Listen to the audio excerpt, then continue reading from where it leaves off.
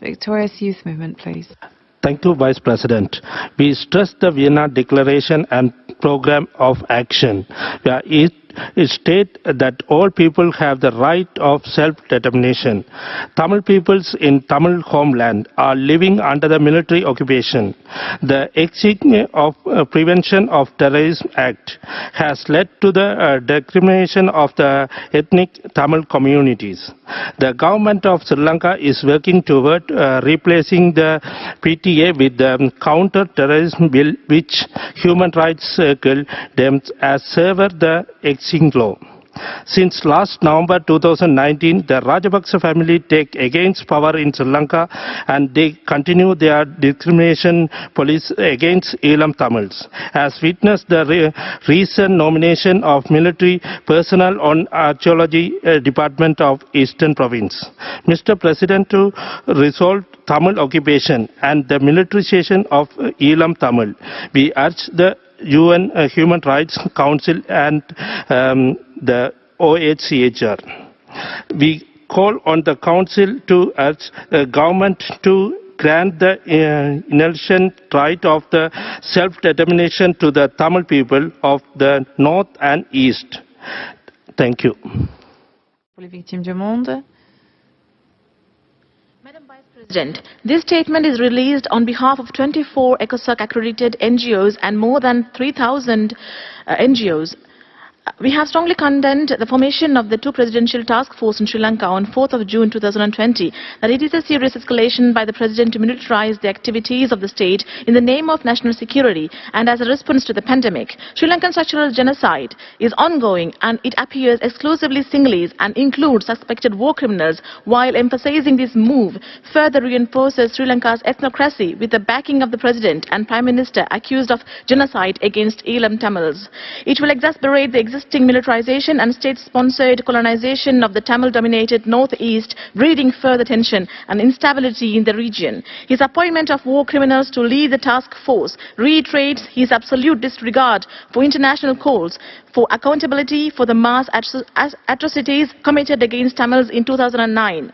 The abundance of Sri Lankan military and the presence of Buddhist temples being constructed in this Tamil majority province is the second step of this colonization, and this task force, with the lives of several Buddhist extremists such as Buddhist monk Panamura Tilakavansa Thero at the helm, will identify and safeguard Sinhala Buddhist historical sites at the expense of Tamil sites. We call on the Council to urge the government to grant the inalienable right of self-determination to the Tamil people of the North and East, and to refer Sri Lanka to the International Criminal Court. Florida African Heritage Foundation, Nigeria. Thank you, Madam Vice President. In Sri Lanka, the denial of the right to self-determination on grounds of racial discrimination is recognized as a crime against humanity. Nothing is turned to authoritarianism, unconstitutional extreme rule of the administration, the establishment of President task forces, and the aggressive state-sponsored singularization of traditional Tamil provinces.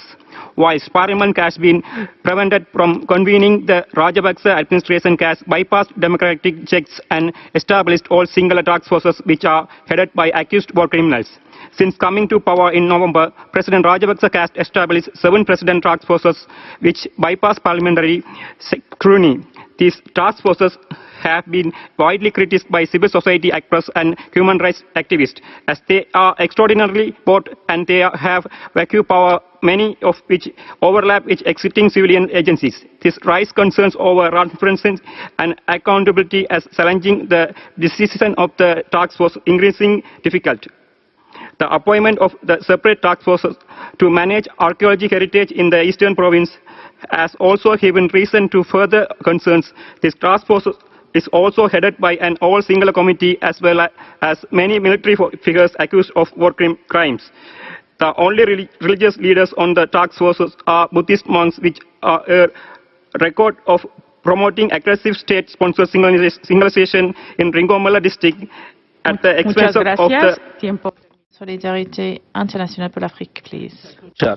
The principle as set down in the Charter of the United Nations, Universal Declaration of Human Rights, the Convention of the Elimination of Racial Discrimination, as well as the World Conference Against Racism and the 2009 Durban Review Conference have done nothing to relieve our plight of institutional and direct discriminations against indigenous peoples.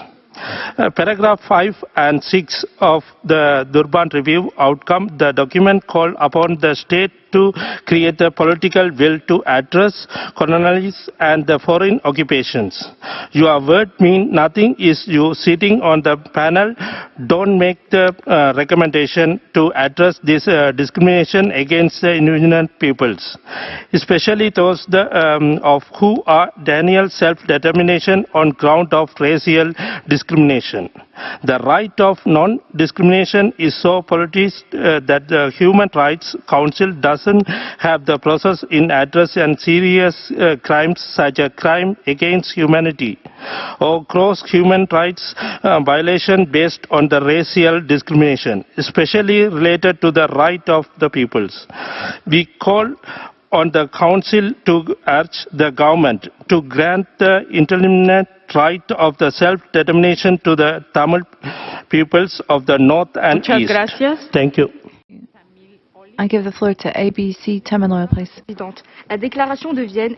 Thank you very much, Madam President. Under the Declaration and Programme for Action, we see that the General Assembly noted that populations under the control of other states need to take all of the measures under the UN Charter to ensure the enjoyment of their rights, the same rights of all other peoples. As for the Sinhalese people, we have legitimate claims. The occupation results from colonization, and which started with the British colonization. The Tamils have been violated in their rights in the northeast of Sri Lanka. We continue to see sexual harassment by soldiers. The Sinhalese soldiers continue to harass the Tamils and destroy the local culture and the people. NGOs, however, are active. There are cases of violations of human rights in that country by the soldiers of Sri Lanka. After so many years of occupation, the genocide of the Tamils continues to be a topical issue in Sri Lanka, and more the situation for the Tamils in the northeast is unbearable. We are talking about an ethnic and religious people that is different to the people of Sri Lanka. Merci, Madame la Vice-Présidente. Thank you, Vice President. Under paragraph 2 of the Declaration, all peoples have the right to take measures to enjoy their inalienable rights to self-determination. All peoples have the same rights. The mandate has been given to the young people of Tamil to find a solution for self-determination. In 1972, under the Barakote Resolution. This is a resolution on self-determination of the Tamil people. 43 years later, the people continue to be denied in their legitimate claims. The government of Sri Lanka continues to perpetuate a genocide of the Tamil people. The transfer of sovereignty from the British ended historically. However, Tamils have continued to be violated in their rights. The Tamil people has been refused any form of justice. As for the resolutions that have been adopted, they've not been implemented. Since 2005, there has been a failure to implement the commitments before this council. We are talking about the people on the islands of Sri Lanka who are ethnically and religiously different to the population of Sri Lanka. We have called on the governments across the world. Thank you very much. Tournez la page, please. Thank you very much, Vice President. The Presidential Task Force for Archaeological Heritage Management in Eastern Province, constituted by the President of Sri Lanka, does away with the representation of Tamils and Muslims. It is very vivid that this committee is entitled for restoration and preservation of Buddhist archaeological evidences in the Eastern Province. The hidden and highness agenda of this committee is to intentionally eliminate the ancient and valuable heritage of Tamil archaeological evidences. This elimination of Tamil archaeological and ancient facts is another type of uprooting Tamil race from the Eastern Province, the homeland of Tamil people. This uprootedness is the well-planned genocide of Tamils by the communal government of Sri Lanka. This uprooting and genocidal action will definitely be extended not only to the northern province but also the entire island. This erasing, uprooting Tamil archaeological traits is a continuation of annihilation of Tamil language, rights, lives, cultural identities and land.